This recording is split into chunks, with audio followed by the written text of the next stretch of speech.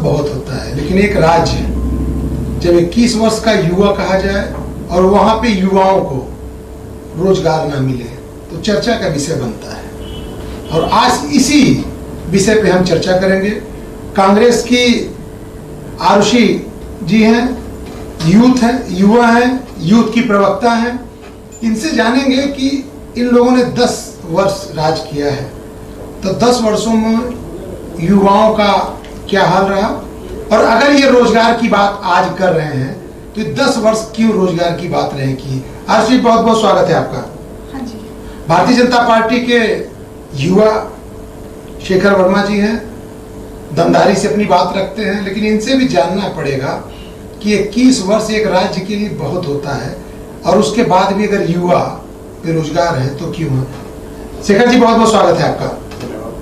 सबसे पहले हम आप ही के पास आएंगे क्योंकि राज्य बनाने का दम आप भरते हैं, फिर राज्य को चलाने की शुरुआत आप करते हैं, 5 साल फिर राज करते हैं और 5 साल फिर होने जा रहा है, तो लगभग 12 साल आप सत्ता में अभी तक रह चुके हैं। और अगर जिन उद्देश्यों को लेकर के राज्य का निर्माण हुआ, बेरोजगारी, भ्रष्टाचार, पलायन, आज वह वहीं पे बने हैं, तो क्या आपको लगता नहीं कि उत्तराखंड का युवा आपसे ये प्रश्न कर रहा है कि रोजगार कहाँ है? देखिए, इस प्रदेश के लोगों की उन्नति के लिए, युवाओं की उन्नति के लिए इस प्रदेश का निर्माण हुआ। जिस तरीके से आपने देखा कि कितने युवाओं ने इसके लिए अपनी शहादत दी, अपनी जान दी, और उसका हमने ध्यान रखते हुए हमारी समय अपने अटल जी ने इस राज्य की स्थापना की। तो बिल्कुल उनका उद्देश्य साफ था कि पहाड़ में रह रहे लोगों का, पहाड़ की पानी और जवानी दोनों पहाड़ के काम आए, प्रदेश के काम आए, इसको उसको अलग राज्य बनाया गया। उसके बाद बहुत सारे जो डेवलपमेंट को लेके, युवा की जॉब को लेके यहाँ इंडस्ट्रीज लाई गई, लेकिन हमारे प्रदेश का थोड़ा जो भौगोलिक वो है वो थोड़ा पर्वतीय है। वहाँ एक लिमिटेड बुला सकते हैं इंडस्ट्रीज, आपके पास लिमिटेड उसके क्षेत्र, एक सिडकुल तक ही हमारा जो है इंडस्ट्रियल एरिया हो सकता है। तो भौगोलिक स्थितियां हैं, लेकिन उसके बावजूद भी भारतीय जनता पार्टी ने, आपने अभी देखा कि इस तरीके से स्वास्थ्य में इतनी सारी जॉब निकली है, आपका फॉरेस्ट में इतनी सारी जॉब निकली है। आज तो आपने देखा जिस तरीके से माननीय मुख्यमंत्री जी ने पुलिस डिपार्टमेंट में जॉब के डेवलपमेंट का विषय रखा है, तो वो लगातार बढ़ता जा रहा है और बहुत जल्दी हम एक अच्छे नंबर से पहुंचेंगे। शेखर जी, 10 साल से ज्यादा हो गए। शुरू के 2 वर्ष आपने सत्ता संभाली, फिर 5 साल, और ये 5वें साल में आप चल रहे हैं, तो हम कह सकते हैं कि 12वें साल में आप प्रवेश कर चुके हैं। और आज अगर आप कहते हैं कि अब आप रोजगार की बात करते हैं, तो हमारी समझ से कहीं से उत्तराखंड के लोगों के लिए, देखिए, सबसे बड़ी चीज है पहाड़ में जो जिस तरीके का जो नेचर है, वहाँ एक जो स्वरोजगार सिस्टम है वो लागू हो सकता है। एक होम स्टे का कंसेप्ट अभी दिया हमारी गवर्नमेंट ने, और उसमें आप देखिए कि युवा खुद तो सेल्फ डिपेंड हो रहा है, उसके साथ साथ लोगों को जोड़ रहा है, आस पास के अपने गांव के, अपने क्षेत्र के लोगों को, अपने कुटुंब के लोगों को जोड़ के वो काम कर रहे हैं। तो ये भावना भी बहुत जरूरी है। शेखर जी, लौटूंगा, और आपने बड़ी अच्छी बात कही स्वरोजगार की। तो स्वरोजगार तब नहीं समझ में आता जब 4 धाम यात्रा को शुरू करना होता है। मैं लौटूंगा आपके पास। आरुषि जी, आपके कद्दावर नेता, पूर्व मुख्यमंत्री बड़ा दम भर रहे हैं रोजगार को लेकर के। 10 वर्ष सत्ता में रहे, 10 वर्ष तक आप लोगों को रोजगार याद नहीं आया, जब चुनाव में जा रहे हैं तभी रोजगार याद आ रहा है। देखिए, बहुत लंबा समय जो है कांग्रेस को मिला है, और लेकिन उस समय में बेरोजगारी की समस्या हमारे देश में हमेशा ही रही है, लेकिन इस समय ये समस्या जो है चरम पर है, बहुत ज्यादा गंभीर हो चुकी है। पहले फिर भी रोजगार एक बार को मिल जाता था। पहले आज जो 8,000 की नौकरी कर रहे थे वो आज 5,000 के स्तर पर आ गए हैं। जो कल 12,000 की नौकरी कर रहे थे वो आज उनकी सैलरियां घट के जो है 8,000 पे आ गई हैं। इतना बुरा हाल है बेरोजगारी का कि जिसकी तुलना मतलब पिछले कुछ सालों में तो बिल्कुल भी नहीं की जा सकती, जो आलम आज है बेरोजगारी का। खास तौर से बात करें, पहले कोरोना नहीं था सर, जिम्मेदार कौन है? 2-3 सालों से कोरोना ने शेखर जी मैडम का सर, जो जिम्मेदार है वो बीजेपी की गवर्नमेंट है। इनकी जो है जनता विरोधी नीतियां हैं, खास तौर से जो दमनकारी नीतियां ये लेकर आए हैं, डिमोनेटाइजेशन ये लेकर आए हैं, ये लोग जीएसटी लेकर आए हैं, जो स्वरोजगार की आप बात कर रहे हैं, साल में जो लोगों को नहीं दिया वो हमने किया। आपने जो सिस्टम बनाया था, आपके खुद प्रधानमंत्री कहते हैं कि मैं 100 रुपए भेजता हूँ तो 15 रुपए भेजता हूँ। मोदी ने उस सिस्टम को खत्म करा, डायरेक्ट जोड़ा, आज लोगों को डायरेक्ट जोड़ा, सारी योजनाएं डायरेक्ट मिली है। और आपको तो स्किल इंडिया सबसे बड़ा जो मूवमेंट है, सबसे बड़ा मूवमेंट इस समय पूरे देश को इंडिया के रूप में सुन लेते हैं। आरुषि जी आपकी तरह युवा है, जीएसटी युवा की आवाज दबानी नहीं दबा नहीं रहा हूँ मैं, मैं तो बता रहा हूँ कि वो युवा अगर मिसगाइड हो रहे हैं तो मुझे सही बात बतानी चाहिए। अगर आप देखिए जिस तरीके से माननीय प्रधानमंत्री जी ने कितना सपोर्ट किया है और कितना यूथ को कितना जागरूक किया है स्वरोजगार के लिए। देखिए किसी भी देश की इकोनॉमी जॉब से ना होकर सेल्फ अपने जो आत्मनिर्भरता से जो चलती है उससे बढ़ती है। जीडीपी देखिए वो कोरोना की वजह से जो कुछ हुआ वो विषय था, लेकिन इसका देखो अब तो कितना बड़ा है जीडीपी अब कोरोना के बाद कितना तेजी से बढ़ा है। आप ये देखो आंकड़ों का आपको पता नहीं है, आप अभी फिलहाल का देखिए कितना तेजी से हमारी जो गैस पेट्रोल डीजल ये आपके जीडीपी का फुल फॉर्म है। आपकी सोच बता रही हो आप मुझे, आप क्या किस तरीके से जीडीपी है, सिर्फ यही आपकी सोच है। पेट्रोल और डीजल ये जीडीपी है जो आज नहीं कर सकते। उसके अलावा हमें जिस देश का तरीके कोई से जीडीपी बढ़ता हुआ नहीं दिखाई दे रहा है। जो नेशनल सपोर्ट मिला है एमएसएमई कंपनियां हमारे देश में बंद होती जा रही है। आज पैनल में दो ही लोग हैं तो आराम से हम लोग बात तो कर सकते हैं, क्योंकि हकीकत में उत्तराखंड के लिए रोजगार बड़ा महत्वपूर्ण है। और बड़ी अच्छी भी बात आपने कही वर्मा जी, स्वरोजगार। तो इन दोनों पे ही चर्चा करें, अगर हम चर्चा करेंगे तो निष्कर्ष पे पहुंचेंगे। कुछ कहना तो एक मिनट आरुषि जी को खत्म कर लेंगे। आरुषि जी सीधे मुद्दे पे आइए। 10 वर्ष कांग्रेस सत्ता में रही और 10 वर्ष के बाद आज वो चुनाव में जा रही है तो रोजगार की बात कर रही है। जी बिल्कुल, हम इस वक्त रोजगार की बात इसलिए कर रहे हैं क्योंकि हम आंकड़े देख रहे हैं कि पिछले आंकड़ों में और अब के आंकड़ों में बेरोजगारी दर कितना ज्यादा बढ़ गया है। आज जो उत्तराखंड में डबल इंजन बीजेपी की सरकार होने के बावजूद पिछले 4.5 सालों में सिर्फ एक मेयर गामा जी की बेटी का जो है नियुक्ति हुई है और एक जो है हमारे जो है सिर्फ उनके बेटे की नियुक्ति हुई है। उसके अलावा उत्तराखंड में पिछले 4.5 सालों में कोई नियुक्तियां नहीं हुई है। अब जब चुनाव आ गए तो इनके मुख्यमंत्री कभी 25,000 नौकरियों की घोषणा कर देते हैं, कभी 1 लाख नौकरियों की घोषणा कर देते हैं। वो सबको मिलनी है। ये आपका एक चुनावी हथकंडा है, उसके अलावा कुछ नहीं है। पिछले 4.5 साल में आपकी सरकार शेखर वर्मा जी, आशीष जी मैं प्रश्न कर लेता हूँ। ठीक है शेखर वर्मा जी, आपके सामने चुनाव मुंह खोले खड़ा है, हमारे समझ से 5 महीने या 6 महीने, और आपने जो आज मुख्यमंत्री ने घोषणाएं की हैं कि इतने लोगों को रोजगार दिया जाएगा, कैसे प्रक्रिया पूरी करेंगे साहब? देखिए आप अभी पिछले जब से अभी माननीय मुख्यमंत्री जी कार्यकाल है उसमें उसको आप सिर्फ महीनों में आप देखोगे तो करीब आप सारे डिपार्टमेंट में देखोगे, हेल्थ में जॉब्स निकली, एलटी सारे हुआ, फॉरेस्ट में हुआ, आज पुलिस का भी है। अब मल्टीपल डिपार्टमेंट में जो उस समय जॉब्स के अफसर आए लोगों ने अभी ज्वाइन करी हुई, और भी एग्जाम अभी आगे हैं, लोक सेवा आयोग के भी लगातार वो इस दिशा में है कि किस तरीके से लोगों को रोजगार मिले। कोरोना के बाद थोड़ा मुश्किल हुआ है, लेकिन 2 महीना हो गया, तीसरे महीने में मुख्यमंत्री, आप इस मुख्यमंत्री की तो सारी बातें कर रहे हैं, उन 2 मुख्यमंत्री की भी तो बात बताएंगे साहब। नहीं देखिए, जिन्होंने 4.5 साल सत्ता चलाई, मोस्टली 2-3 साल कोरोना में बर्बाद हुआ, ठीक है, वो आप भी जानते हैं, उस तरीके से उनको काम करने का मौका नहीं मिल पाया। लेकिन अभी जो आप जो देख रहे हैं, जिस तरीके से अभी काम हो रहा है, ये बहुत तेज होगा। जो मुख्यमंत्री जी बोल रहे हैं, माननीय पुष्कर धामी जी जो बोल रहे हैं वो पूरा करेंगे। एक चीज, दूसरी चीज मैं आपको कहना चाहता हूँ संजय जी कि अगर आप देखेंगे कि हमारा देश 1947 में आजाद हुआ, चाइना भी हमारे बाद आजाद हुआ 48 में, चाइना के पास, और हमारे उसमें तत्कालीन मुख्यमंत्री और प्रधानमंत्री रहे, और आप वहां से कंपेयर करो, 70 साल में चाइना ने स्किल्स में काम किया, चाइना ने स्वरोजगार पे काम किया, बहुत सारे इंडस्ट्रीज डेवलप करी, किस तरीके से काम करना है वो सारा सिस्टम लेके आया। और सुनिए आप गलत दिशा पे जा रही है, प्रोडक्शन है, वो आत्म वो क्यों है, क्यों आज वो सोच आप 70 साल में क्यों नहीं डेवलप कर पाए लोगों में? आज माननीय प्रधानमंत्री जी को 70 साल बाद आके इस तरह की योजना को लाना पड़ रहा है, इस तरह की सोच लोगों में डेवलप करनी पड़ रही है। आप भ्रष्टाचार में लगे रहे, आप लोग युवाओं को कंफ्यूज करने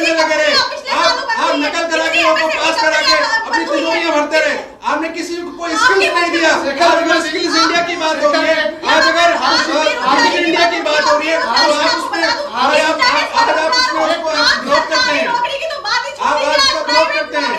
ठीक है, प्राइवेट बहुत जॉब्स हैं, लोग अप्लाई कर रहे हैं और जॉब भी कर रहे हैं, लेकिन कोरोना के वजह से स्ट्रक्चर आरुषि जी एक मिनट थोड़ा सा हम दोनों आदमी पूछने की भूमिका में है, जवाब लेने की भूमिका में, जवाब देने वाले से जवाब भी लिया जाए, क्योंकि हम दोनों का काम है जवाब प्रश्न करना, तो जवाब तो कम से कम लिया जाए ना शेखर जी से। शेखर जी, पूरा प्रदेश उत्तराखंड पलायन को लेकर के बड़ा चिंतित रहा, हमेशा ये प्रयास होता रहा कि रिवर्स पलायन के लिए क्या प्रयास किए जाए। बिल्कुल, कोरोना आया, नो डाउट बहुत कष्ट दिया, लेकिन प्रदेश के लिए एक प्लस पॉइंट था, रिवर्स पलायन हुआ, लोग आए। अगर लोग आए और उन्हें आप रोजगार नहीं दे पाए, बिल्कुल मैंने आप गलत कह रहे हैं, नहीं दे पाए, मैं आपको बता रहा हूँ। चलिए बताइए। बहुत सारे आपने देखा कि किस तरीके से उनको सहकारिता से लोन मिला, प्रोजेक्ट्स लोगों ने बनाए, बहुत सारे इसी उसमें बहुत सारे जो होम स्टे हैं डेवलप हुए हैं। इस काल में जो लोगों की पुरानी जमीनें थी, लोगों ने उसमें खेती शुरू करी है। ठीक है, ऑर्गेनिक फार्मिंग बढ़ी है, जिसमें खेती की तो खैर आप बात ही मत कीजिए। नहीं, आप नहीं समझेंगे। आज पूरा किसान जो है पिछले 9 महीने से सड़क पर बैठा हुआ है, और किसान है, वो क्या किसान है सब जानते हैं, वो भी आप आपने यही कहना आप क्या किस तरीके से उसको प्रोजेक्ट कर रहे हो अपने राजनीतिक लाभ के लिए, राजनीतिक लाभ के लिए आप उनके साथ कैसी आप उनके साथ आपको पता नहीं कि एमएसपी और अच्छा तरीके से मिल रही है, आपको कुछ नहीं पता है, सिर्फ क्या है कि खाली आपको राजनीतिक फायदा लेने के लिए, सरकार को कमजोर करने के लिए आपने कुछ लोगों को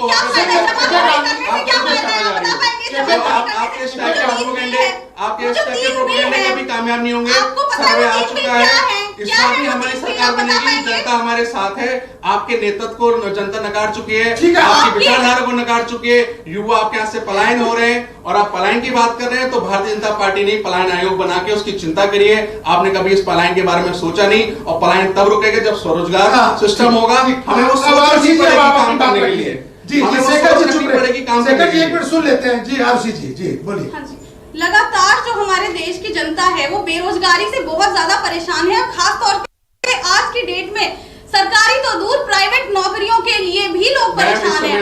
इस टाइम पर जो प्रधानमंत्री हमारे देश के हैं, जॉब्स लगातार सरकारी ओपनिंग्स हैं, सरकारी नौकरियां अभी जो आ रही है मैं उनकी बात नहीं कर रही हूँ, पिछले साल लगातार तो आपकी सरकार में नहीं आई है ना, आपकी सरकार में हमारी सरकारी कर रही है ना, आपको भी कह रहे हैं जॉब आ रही है तो जॉब आ रही है, आप क्यों उस बात पे कितनी नौकरियां आप जा रहे हैं, और आप बेरोजगारी है कितनी? अभी इंस्टेंट अभी जॉब मिलने वाली है, आप चिंता मत करो, कैसे आप जॉब दे देंगे भैया? जॉब कैसे दे सकते हैं? कौन सी प्रक्रिया के तहत?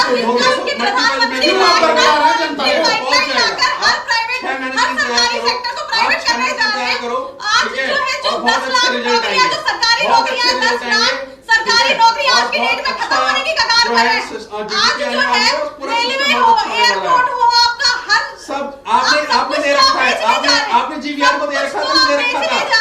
आपने देहरादून एयरपोर्ट जीवीआर को दे रखा तो नहीं दे रखा था? बताइए, वो क्या कोई सरकारी संस्था है? कैसी बात कर रहे हो आप? ठीक है, आपने खाली आपने कुछ लिमिट गिनी सुनी व्हाट्सएप यूनिवर्सिटी से आपने बहुत सुन लिया है, वही आपको लोगों को रखना है। ठीक है, आप बताना जीवीआर को आपने दे रखा था, कौन सी संस्था थी? बहुत सारे आपने प्राइवेट लोगों को दे रखा था कि आपने बेच दिया, आप उसको समझिए। ठीक है, आपने बहुत बड़ा है। ठीक है, जहाँ सिग्नल है, जो नेटवर्क है वो खुद ही बढ़ेगा, उसको प्रधानमंत्री का कोई रोल नहीं है। ठीक है, जो नेटवर्क को बढ़ना है, जिस तरीके से वो बढ़ रहा है, आपने यहाँ तक क्या सर्विस की आपने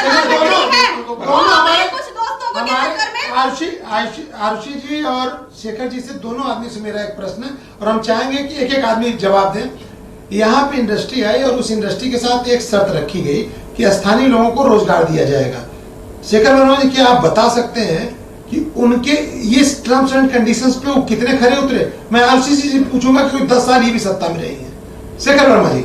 सर देखिए, ये बहुत बड़ा मुद्दा था जब इंडस्ट्री डेवलपमेंट हुआ जी, तो काफी लोगों को उस समय जॉब का ऑफर भी था, लोगों ने जॉब भी करी जी, लेकिन कहीं जो थोड़ा सा गैप हुआ, लोग उस जिस स्किल्स पे वो लोगों को चाहते थे, तो कहीं से थोड़ा बहुत उनको इम्पोर्ट बाहर से भी करना पड़ा था। जो हमारे सीमावर्ती राज्य हैं, कुछ लोग वहां से भी आए थे, लेकिन मोस्टली लोग जो थे उत्तराखंड के लोगों को प्रमोट किया गया। और आज भी बहुत सारे जो उसमें contractor as a contractor work कर रहे हैं, एम्प्लॉय भी आप देखोगे तो हमारे लोग हैं, उत्तराखंड के लोग हैं। तो थोड़ा तो रेशो रहता है कहीं भी, किसी भी उसमें जब किसी भी सीमांत उसमें इंडस्ट्री डेवलपमेंट होती है तो सब तरफ के लोगों का फायदा होता है। पूरे शेखर वर्मा जी, औद्योगिक पैकेज कांग्रेस के समय खत्म हुआ, आप उसके बाद डबल इंजन के साथ रहे, आप वापस लाने का प्रयास किया आप लोगों ने? देखिए, उसमें जो कंडीशन जिस तरीके से शुरुआत में रखी थी और उसके आधार पर रहा, लेकिन उसके बाद भी काफी कोशिशें की गई इंडस्ट्री किस तरह से डेवलप हो, किस तरीके से। और भी आपने देखा कितना बड़ा हमने इन्वेस्टर मीट किया था।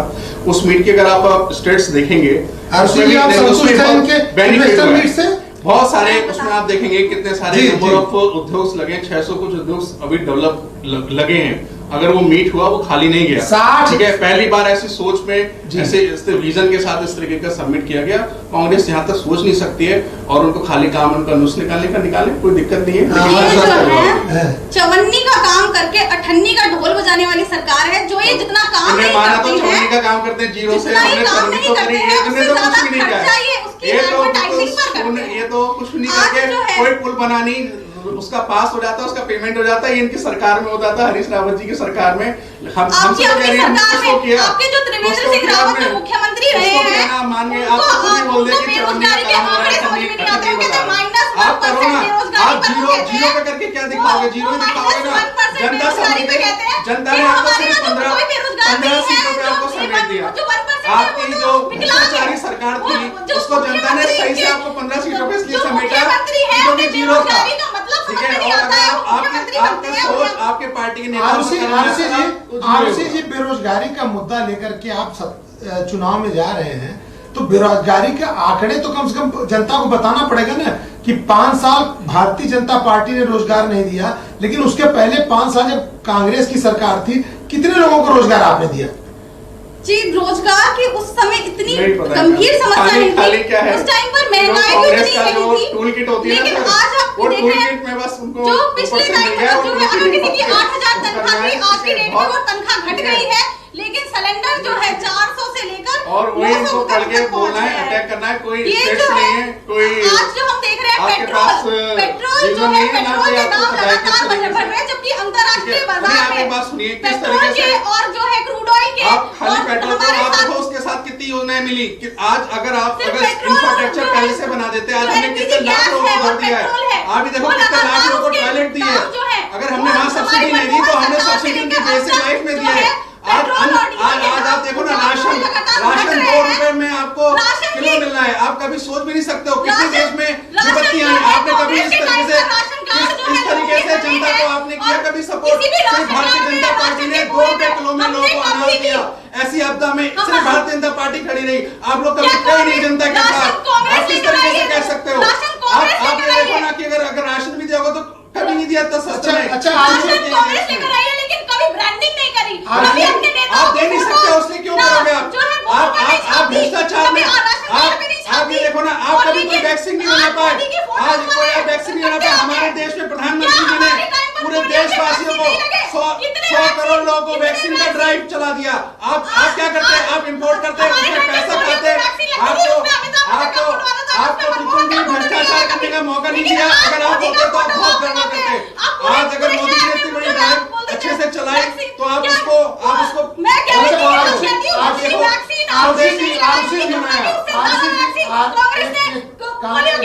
आरुषि जी, आप लोग रोजगार की बात कर रहे हैं। चुनाव में हरीश रावत जी रोजगार को बड़ा मुद्दा बनाने जा रहे हैं। भ्रष्टाचार, महंगाई, क्या इन सबको मुद्दा नहीं बनाएंगे आप? महंगाई तो हमारा सबसे पहला मुद्दा है। रोजगार, बेरोजगारी तो मुद्दा है ही है। एक तरफ जो है महंगाई जो है बढ़ती जा रही है। आज आप देख रहे हैं लेकिन इस सत्ता में नहीं आ सकते। जनता इनको जवाब जरूर देगी। जनता इनकी चाल चले तो 57 से आप कितना कम कर दोगे इनको? और 57 से कितना कम कर देंगे? जनता इनको समझ चुकी है। आपके पास भी तो आंकड़े होंगे कि 57 से 10 कम होंगे, 15 कम होंगे, 20 कोई चांस नहीं है। और युवा उनको जानता है, युवा समझता है। युवा अभी माननीय प्रधानमंत्री जी के साथ है, हमारे पुष्कर सिंह धामी जी के साथ है। उस प्रदेश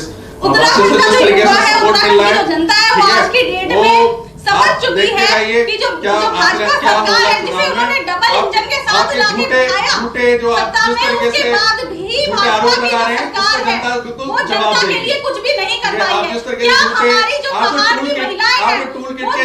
टूल किट के जो आप जिस तरीके से आरोप लगा रहे हो, आपकी एक्सपोर्ट हो चुकी है, आपकी टूल किट वो सब खरीदेंगे, लेकिन जो प्रधानमंत्री जो उनके लिए दिया है, जो सुरक्षा दी है महिलाओं को, जो लोगों को सुरक्षा दी है, चाहे वो आयुष्मान योजना हो, आपने आज तक क्यों नहीं ऐसा सिस्टम बनाया कि लोग बेसिक लोगों की हेल्थ और बुनियादी जरूरतों पे काम किया जा सके। आज माननीय प्रधानमंत्री जी ने उनके लिए हेल्थ का चाहे वो 5 लाख तक का आयुष्मान से रिस्क कवर दिया है। अगर थोड़ा पेट्रोल में बढ़ता है तो आदमी बर्दाश्त करता है, लेकिन आदमी जानता है कि आज अगर पेट्रोल में 5 रुपए ज्यादा दे रहा हूं तो मुझे 5 लाख का बेनिफिट भी मिल रहा है। जनता जानती है, आज हर कोई जानता है कि अगर किस तरीके से छोटी छोटी चीजें अगर बढ़ रही हैं, कितनी बड़ी योजनाएं और कितनी जो मदद मिल रही है सरकार की तरफ से, चाहे वो टॉयलेट हो, आप ये देखो ना घर, कभी आपने किसी के बारे में सोचा था किसी को घर दोगे, आप घर देते थे तो खाली कि मुसलमानों के लिए घर है। आज जनता ने सब, आज प्रधानमंत्री ने सबके लिए घर दिया है, सबके लिए टॉयलेट दिया है। किसको घर दे दिया, कहाँ दे दिया? आपने 20 लाख करोड़ की घोषणा करी, आपको पता ही नहीं है, इसका मतलब आपको कुछ पता ही नहीं है। आप जाके देखिए, आप जाइए, आप निगम में जाइए और नंबर ऑफ लिस्ट लेके आइए, आप लिस्ट लेके आइए और उनके घर जाइए कि आपको कितना मिला, किसके पास घर था, किसके पास नहीं था। आप स्टडी कीजिए इस पे, आप स्टडी कीजिए इस तरीके से, ठीक है, किस तरीके से जवाब ले लेते हैं, समय की बाध्यता होती है। शेखर वर्मा जी, अगर ये रोजगार का मुद्दा लेकर के जा रहे हैं तो आपके पास जवाब देने के लिए क्या अभी तत्कालिक जो अभी आज मुख्यमंत्री ने घोषणाएं की है वही है आपके पास कि कुछ और है?